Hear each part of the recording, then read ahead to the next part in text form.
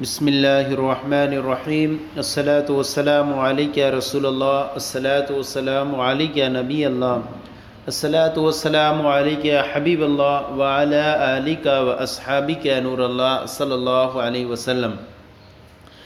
آج ہم آپ کے سامنے نحومیر جو مترجم ہے دعوت اسلامی کی، اس کا لیسن نمبر 7 شروع کر رہے ہیں، اور لیسن نمبر 7 ہمارا اب تک چل رہا تھا مبنیات کا بیان۔ اس میں سے دوسرے نمبر پہ جو مبنیات ہے وہ اسماء اشارات کا بیان۔ اسماء اشارات کسے کہتے ہیں؟ پہلے ان کی تعریف سمجھ لیں کہ اس میں غیر متمکن کی یہ جو ہے وہ دوسری قسم ہے، اور پہلی قسم جو اس کی ہے وہ ضمیر کا بیان تھا۔ اس میں اشارہ وہ اسم ہے جو کسی محسوس مبصر شے کی طرف اشارہ کرنے کے لیے وضع کیا گیا ہو۔ اس میں اشارہ مبنی کیوں ہوتا ہے؟ اس میں اشارہ کے بھی مبنی ہونے کی وجہ یہ ہے کہ اس کا معنی مشار الیہ کے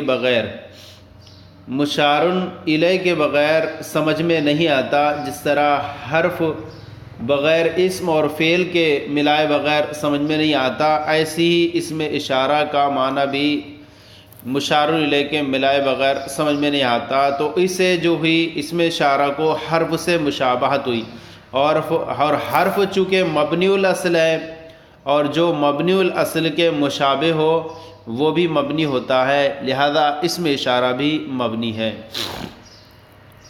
فرماتے ہیں سب سے پہلے ہے ذا، زانے، زینے، تا، تی، تی، زی، زہی، تہی، تانے، تینے، اولا مد کے ساتھ، یہ اولا مد کے ساتھ پڑھیں گے، اور اولا قصر کے ساتھ۔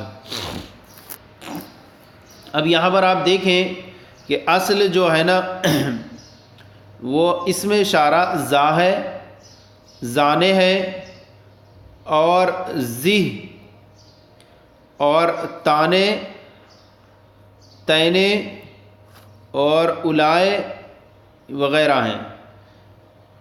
اب ان کے شروع میں جو آپ دیکھتے ہیں زا کو حاذا، ان کے شروع میں جو ہے حاذا ہا بڑھا دیتے ہیں، ہا حرف تنبیہ، تو حاذا ہو جاتا ہے، حاذین، حاذان، حاذین، حاذی، اور اسی طرح ہاتانے، اسی طرح ہاتین، اور اولائے کے ساتھ ہا اولائے ہو جاتا ہے۔ اور کبھی ان کے آخر میں بھی بڑھا دیتے ہیں، جیسے کاف ہے تو اب حرف خطاب کبھی ان کے آخر میں بڑھا دیتے ہیں، تو ذاکا، زا ہے تو کاف بڑھا دیا تو ذاکا ہو گیا۔ اور کبھی مشار الیہ کی دوری کے اعتبار سے حرف خطاب سے پہلے لام درمیان میں لے آتے ہیں، تو جیسے ذالکا، لام لیا بیچ میں، ذالکما وغیرہ۔ تو اصل یہ اسماء اشارات ہیں، زا، زانے، زینے، تا، تی، زی، تی، ذی، ذی، تہی، تانے، تینے، اولائے مد کے ساتھ اور اولا قصر کے ساتھ۔ یہ جو زا اور زارے جو حالت رفع کی مثال ہوتی ہے، اور زیر یہ حالت نصبی اور جری کی مثال ہوتی ہے۔ اس کی تفصیل آپ اپنے مقام پر پڑھیں گے اس کو۔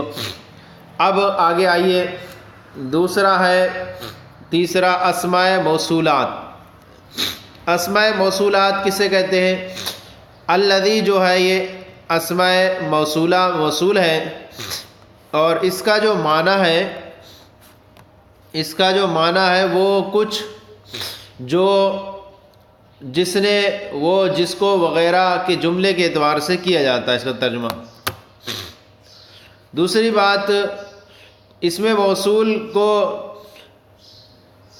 مبنی کیوں کہتے ہیں؟ اس میں موصول کے مبنی ہونے کی ایک وجہ یہ ہے کہ اس میں موصول کے ساتھ جب تک ایک جملہ خبریہ نہ ملائے اس کا معنی سمجھ میں نہیں آتا، اس لحاظ سے یہ حرف کے مشابہ ہے، اس لیے یہ بھی مبنی ہے۔ اب اس میں موصول وہ اسم ہے، کیا تعریف ہے اس کی؟ اس میں موصول وہ اسم ہے جس کا معنی کسی جملہ خبریہ کے ملائے بغیر سمجھ میں نہ آتا۔ البتہ اگر اس پر الف لام بمانے الذی، جیسے کہ آپ دیکھ رہے ہیں الف لام بمانے الذی اسم فاعل اسم مفعول پر، جب اس پر الف لام بمانے الذی داخل ہو تو اس کا معنی اسم فاعل یا اسم مفعول کے ملانے سے مکمل ہو جاتا ہے، جیسے کہ الضارب المضروب، مارنے والا، وہ جو مارنے والا جو مارا جاتا ہے۔ اسماء موصولہ اصل میں کیا الذی ہے، یہ الذی واحد مذکر کے لیے ہے،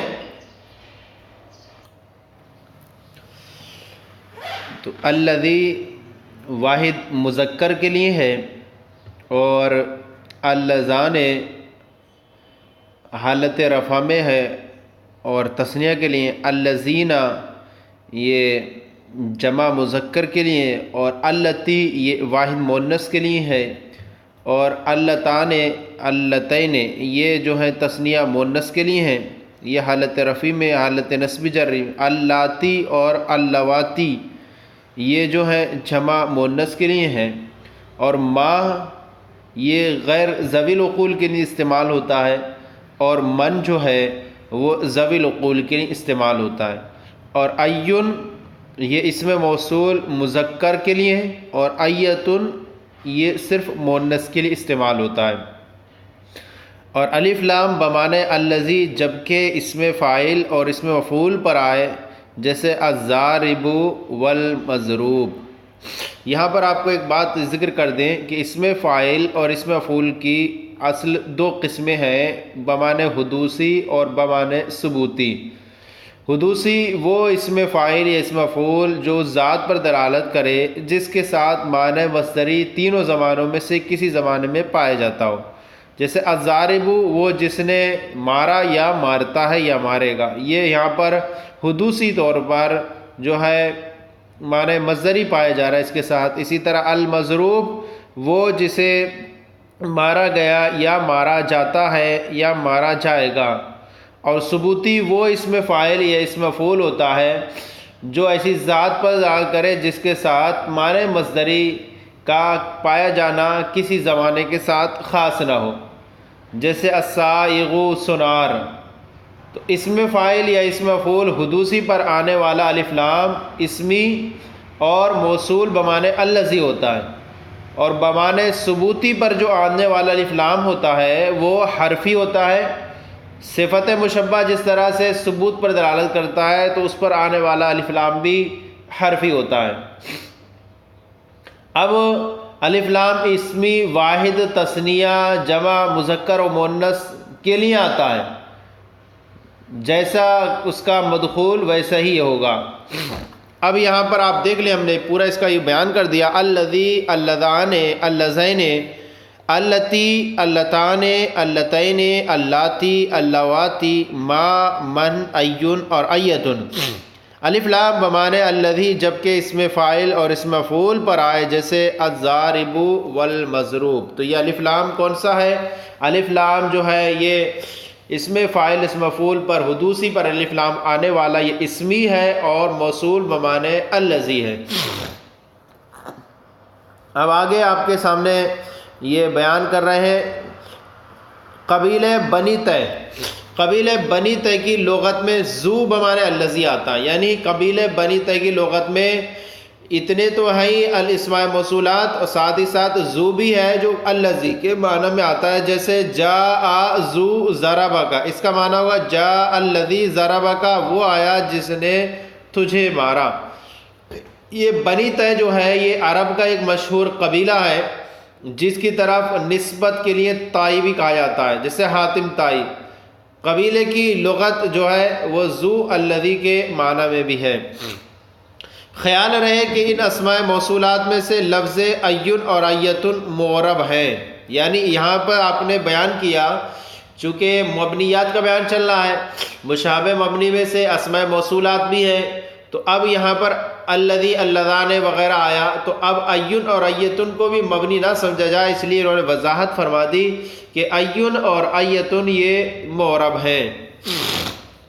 نمبر 4 ہے اسماء غیر متمکن کی چوتھی قسم ہے، اس میں غیر متمکن کی اسماء افعال۔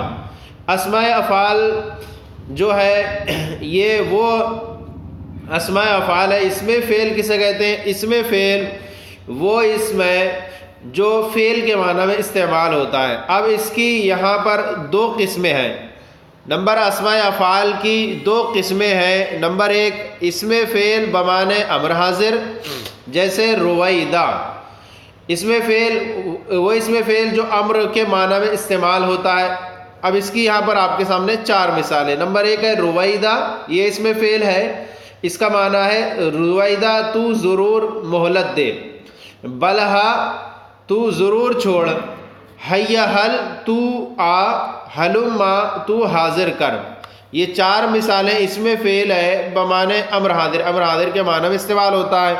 اور دوسری قسم ہے اسم فعل بمعنی ماضی، یعنی وہ اسم فعل جو ماضی کے معنی میں استعمال ہوتا ہے، جیسے ہیہاتا بمعنی بعودہ دور ہوا، شتانا جدا ہوا، افترقا وغیرہ۔ تو اسماء افعال بھی چونکہ یہ بھی جو ہے اسم فعل بمعنی امر حاضر، اسم فعل بمعنی ماضی، تو یہ بھی جو ہے اس میں غیر متمکن کی چوتھی قسم میں شامل ہے، اور یہ بھی جو ہے مبنیات استعمال ہوتے ہیں۔ مزید یہ فائدہ یہاں پر ذکر کریں کہ اس میں یہ اسماء افعال واحد، تثنیہ، جمع، مذکر و مؤنث کے لیے یکساں استعمال ہوتے ہیں۔ دوسری بات یہ کہ اسم فعل بمعنی بسا اوقات فعل مضارع کے معنی میں بھی استعمال ہوتا ہے، یعنی یوں تو ہے ہی کہ اسم فعل امر حاضر کے معنی میں، اسم فعل ماضی کے معنی میں استعمال ہوتا ہے، لیکن کبھی اسم فعل مضارع کے معنی میں بھی استعمال ہوتا ہے، جیسے افن، یہ اسم فعل ہے، اس کو اتزجرو اسم مضارع کے معنی میں بے قراری محسوس کرتا ہوں، اور اوہ بمعنی اتوجعو میں تکلیف محسوس کرتا ہوں۔ تو یہ جو ہوئے اب تک ہماری چار قسمی اسماء افعال تک۔ آگے بیان کر رہے ہیں نمبر 5 ہے اسماء اصوات۔ اسماء اصوات جو ہے اس میں غیر متمکن کی یہ پانچویں قسم ہے، اسماء اصوات۔ اس میں صوت کسے کہتے ہیں؟ اس میں صوت وہ اسم ہوتا ہے جو کسی امر عارض کے وقت انسان کے منہ سے طبعی طور پر صادر ہو، یا وہ اسم جس سے حیوان کو آواز دی جائے یا کسی حیوان کی آواز کی نقل کی جائے۔ یہاں پر جو ہے مصنف نے 5 مثالیں اس ذکر کی یہاں پر۔ شدید کھانسی کے لیے جو ہے وہ اوہ کی آواز کے استعمال کرتے ہیں، اور ناپسندیدگی کے لیے اف کا استعمال کیا جاتا ہے، اور خوشی کے وقت جو ہوتا ہے وہ بخا نخا کا استعمال کرتے ہیں، بخ کا، اور بہت خوشی کے وقت بخا کہا جاتا ہے۔ اونٹ کو بٹھانے کے لیے جو ہے وہ نخ یا نخ کہا جاتا ہے، نخا، اور کوے کی آواز کے لیے غا کے یا غا کی استعمال کیا جاتا ہے، غا کے استعمال کیا جاتا ہے۔ تو مصنف نے یہاں پر 5 مثالیں آپ کے سامنے ذکر کی۔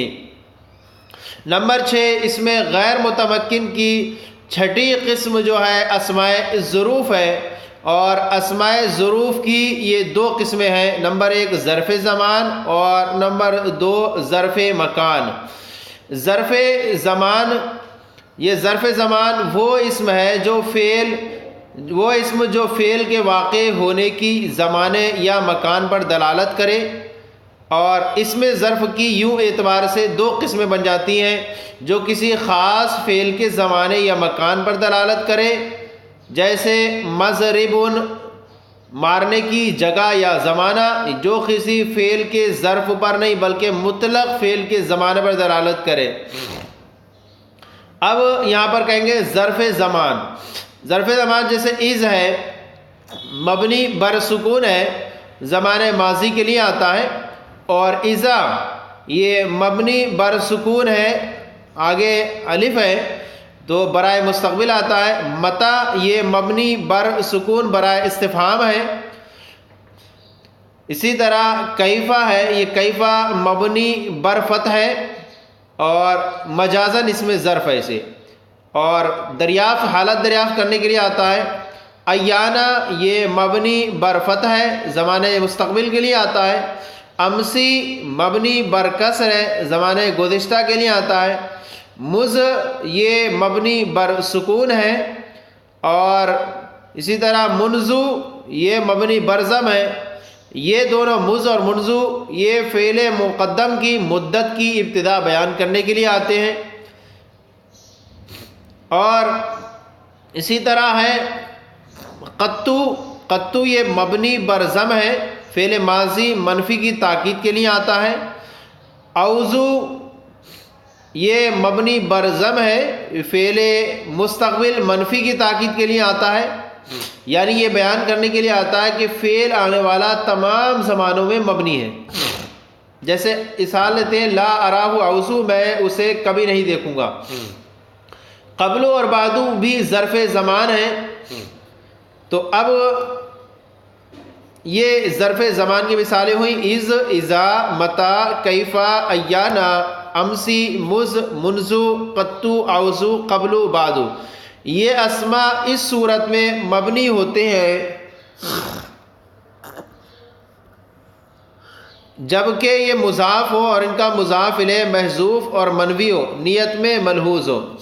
یعنی یہ اسماء جو ہوتے ہیں اس صورت میں مبنی ہوتے ہیں جبکہ یہ مضاف ہو اور ان کا مضاف الیہ محذوف منوی نیت میں ملحوظ ہو، اور اگر ان کا مضاف الیہ مذکور ہو یا نسیہ منسیہ یعنی بھلا دیا گیا ہو، تو ان دو صورتوں میں یہ جو ہوتے ہیں وہ معرب ہوا کرتے ہیں۔ تو یہ خاص طور پر مبنی نہیں ہوتے ہیں، بلکہ ان کے لیے ایک قید ہے کہ کب مبنی ہوں گے، کب معرب ہوں گے۔ تو مبنی ہونے کے لیے کیا ہے، وہ مبنی ہوں گے جبکہ مضاف ان کا مضاف الیہ محذوف منوی ہو۔ دوسری قسم ہے اس کی، یہ ظرف زمان ہو گئی۔ دوسری قسم ہے ظرف مکان۔ ظرف مکان جیسے حیثو ہے، قدامو ہے، تحتو اور فوقو ہے، یہ اسما بھی اسی صورت میں مبنی ہوں گے جبکہ مضاف ہو اور ان کا مضاف الیہ محذوف منوی ہو۔ یعنی حیثو جہاں، قدام آگے، تحتو نیچے، فوق اوپر، یہ چاروں جو ہیں اس وقت مبنی برض ہوں گے جبکہ ان کا مضاف الیہ محذوف منوی ہو۔ نمبر 7 قسم ہے اسماء غیر متمکن کی، اسماء کنایات۔ اسماء کنایات، اسم غیر متمکن کی اسم کنایہ وہ اسم ہے جو کسی معین چیز پر دلالت کرے لیکن اس کی دلالت صراحتاً نہ ہو۔ اب اس کی 2 قسمیں بنتی ہیں، ایک جو ہوتی ہے کم، یہ کم ہے، اور دوسری اس کی جو قسم ہے کم خبریہ، یعنی کہہ سکتے ہیں کم استفہامیہ اور کم خبریہ۔ اب کم کی 2 قسمیں، کم استفہامیہ، کم خبریہ۔ کم استفہامیہ کے ذریعے جو ہے تعداد پوچھی جائے، اور کم خبریہ جس سے کسی عدد کی خبر دی جائے۔ اس کی بھی 2 قسمیں ہیں۔ نمبر 1 وہ اسماء جو عدد مبہم سے کنایہ ہوتے ہیں جیسے کم اور قضا۔ دوسری وہ اسماء جو کسی مبہم بات سے کنایہ ہوتے ہیں جیسے کیتا اور زیتا۔ مبہم عدد سے کنایہ ہوتے ہیں تو یہ ہو گیا کم استفہامیہ، اور مبہم بات سے کنایہ ہوتے ہیں جیسے کیتا اور زیتا، تو یہ جو ہو گئی مثال کم خبریہ ہو جائے گی۔ جیسے بات سے کنایہ ہوتے ہیں کم خبریہ، یوں اس کو مثال کے ذریعے آپ سمجھ سکتے ہیں کم استفہامیہ، جیسے کم رجلاً عندک، تیرے پاس کتنے مرد ہیں، تو یہاں پر کہیں گے کہ کم استفہامیہ ہے۔ اور کم خبریہ کم دارن بنیتو، میں نے بہت سے مکان بنائے، یہ یہاں پر کم خبریہ ہوگا۔ اس کی مزید تفصیلات آپ نحو کی بہت ساری کتابوں میں آپ پڑھیں گے۔ اور یہ کیتا اور زیتا، اسی طرح کیتا اور زیتا، اور دوسرا جو ہے کم اور قضا، تو یہ سب جو ہوتے ہیں مبنی برفتح ہوتے ہیں۔ یہ دونوں ذات مبہم پر، یعنی کیتا اور زیتا ذات مبہم پر دلالت کرتے ہیں۔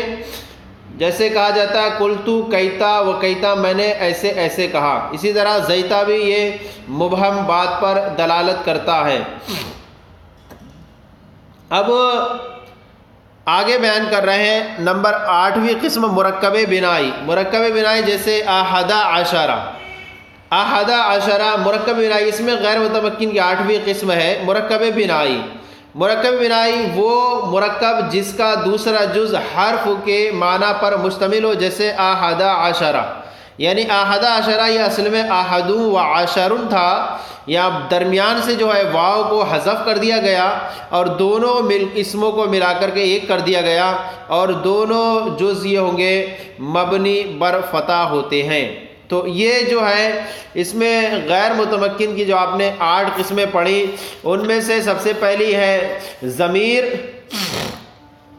دوسری ہے اسماء اشارات، اور تیسری اسماء موصولات، چوتھی اسماء افعال، پانچویں ہے اسماء اسوات، چھٹی اسماء ظروف، ساتویں اسماء کنایات، آٹھویں ہے مرکب بنائی۔ تو یہ آج ہمارا نحومیر کا یہ لیسن نمبر 7 مکمل ہو گیا۔ صفحہ آپ کا جو دعوت اسلامی کی ہے اس کے صفحہ نمبر 37 سے اور یہ جا کر کے 41 جا کر مکمل ہوتا ہے۔ آپ کو یہ ہمارا سلسلہ کیسا لگا ضرور کامنٹ باکس میں لکھ کر ارسال کریں۔ اگر کوئی کمی ہو تو اصلاح فرمائیں۔ ہمارے چینل مفتی گل مصباحی درس نظامی کو سبسکرائب کریں، دوسروں کو شیئر کریں تاکہ دوسرے بھی آپ کے ساتھ ثواب میں شریک ہو جائیں۔ جزاکم اللہ خیرہ، اللہ آپ کے علم میں برکت عطا فرمائے۔